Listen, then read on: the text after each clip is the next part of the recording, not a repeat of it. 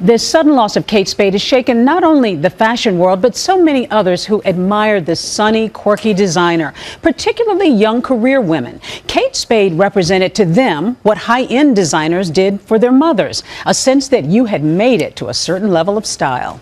If you just bought a Kate Spade bag thinking it was some quirky, joyful, personal touch from the legendary designer herself, I hate to be the one to break it to you, but that bag is basically the fashion equivalent of a ghostwriter.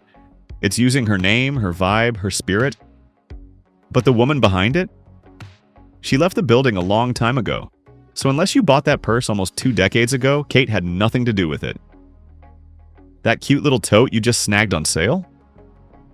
Yeah, it's more of a corporate product than a personal expression. It's like thinking Steve Jobs personally approved your new iPhone wallpaper. The name's still there, but the soul left the building a long time ago. The crazy part is, most people still don't know this. And when the news broke in 2018 that Kate Spade had tragically passed away, the internet exploded with reactions, many from customers who genuinely believed she was still designing the bags. But here's the thing, she hadn't been involved with her namesake brand in 12 years. 12. Kate and her husband Andy had moved on to start a new label entirely, Frances Valentine. It had all the charm, color, and quirkiness that made her a legend in the first place. But the name Kate Spade? That had become a brand, a logo, a product line, someone else's project, running on the fuel of the reputation she built. Imagine walking away from your own creation, only to watch it grow into something unrecognizable, something using your name, your style, your DNA, but without you in the room. It's not really legacy. It's more like a fashion identity theft with a cute hang tag. And yet, in 2025, the illusion is still going strong. People buy Kate Spade thinking they're tapping into some original, joyful, hands-on design. But what they're really buying is an evolved version of the brand, filtered through layers of creative directors, corporate ownership, and marketing execs trying to keep things on trend. Case in point, the now infamous Hello Kitty collaboration. But we'll get to that disaster in a minute. First, let's talk about what made Kate Spade, Kate Spade. Back in the day, the brand was a breath of fresh air. It was feminine without being frilly, smart without being stiff, and playful in a way that made you feel like life didn't have to be beige all the time. It was bold, cheeky, and full of personality. Today, it feels like the brand got dressed by a committee that couldn't agree on anything but glitter and nostalgia. To be fair, the bags are still nice, but knowing what's behind that label changes things. It's like buying your grandma's famous chocolate chip cookies, only to find out they're mass-produced in a factory that's never even met your grandma. They might look the same, but they don't taste the same. And once you know the backstory, that little Spade logo starts to feel, well, a little bit hollow. So let's talk about that Hello Kitty collection. Because if you were still holding on to the idea that Kate Spade had any creative control left in the brand, this was the moment the illusion completely unraveled. When the Hello Kitty x Kate Spade collaboration dropped, longtime fans of the brand didn't just raise eyebrows, they practically staged a digital intervention. Twitter, TikTok, Instagram, you name it. Everyone had the same reaction. What is this? Instead of feeling like a playful nod to pop culture, it looked like Kate Spade accidentally wandered into a middle school sleepover and decided to stay. Bright pinks, cartoon bows, glittery cat ears, it was giving more Claire's accessories than Madison Avenue. And this wasn't some side merch capsule for teens. These bags were 300+ luxury pieces, designed for people who shop like they just discovered their old Lisa Frank sticker collection and thought, yes, that, but make it high fashion. Fans weren't just confused, they were disappointed. This wasn't the clever, whimsical elegance they'd come to expect from Kate Spade. It was branding chaos, like someone threw a dartboard at 2 mood boards from completely different planets. And the worst part? It felt desperate. Like the brand was grasping for relevance by borrowing another brand's identity. Which is ironic, considering their own founder's name is literally on every tag. It's the branding equivalent of forgetting who you are in your own coming-of-age movie. Sad, sparkly, and a little bit cringy. Now, here's where things get complicated. Because despite all the identity confusion, Kate Spade is still around in 2025. You'll see their displays in every big department store. Their website still refreshes with new drops. Influencers still tag their outfits. So, does that mean it's still relevant? Technically, yes, but popularity doesn't always equal purpose. Let's look at the signs. First, Google Trends. Interest in Kate Spade has been on a slow, steady decline over the past 5 years. Meanwhile, brands like Tory Burch and Coach, which, by the way, shares the same parent company, Tapestry Inc., have been reinventing themselves and pulling ahead in the fashion marathon. Second, there's resale culture. Platforms like Poshmark, Depop, and The Real Real are practically giving away used Kate Spade bags these days.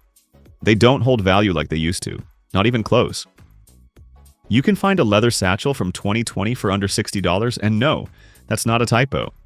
And third, arguably the biggest indicator of brand health, TikTok.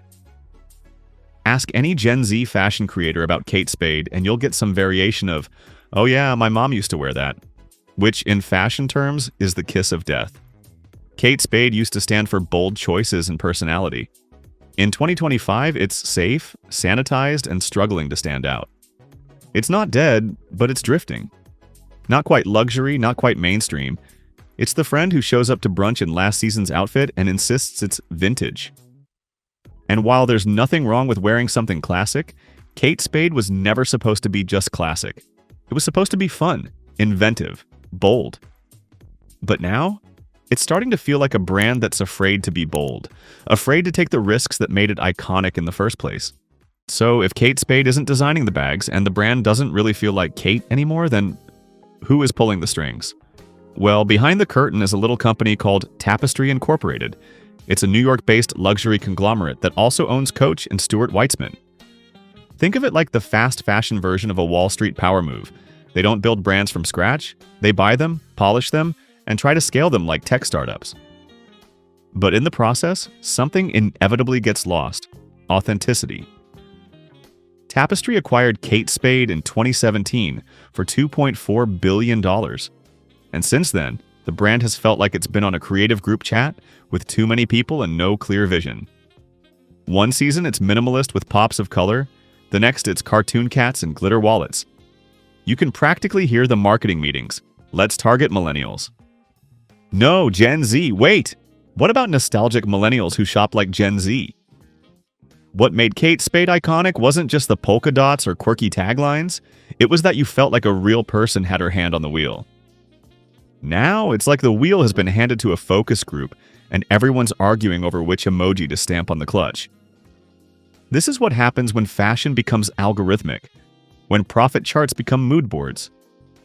The name Kate Spade has been licensed, stretched, repackaged, and rebooted so many times it barely resembles the thing that made it special in the first place. And honestly, it's not just a Kate Spade problem. It's an industry-wide issue. More and more legacy brands are getting scooped up by corporate giants, stripped of their personality, and repackaged for mass appeal. It's like watching your favorite indie band get signed to a big label and suddenly every song sounds like it was written by ChatGPT.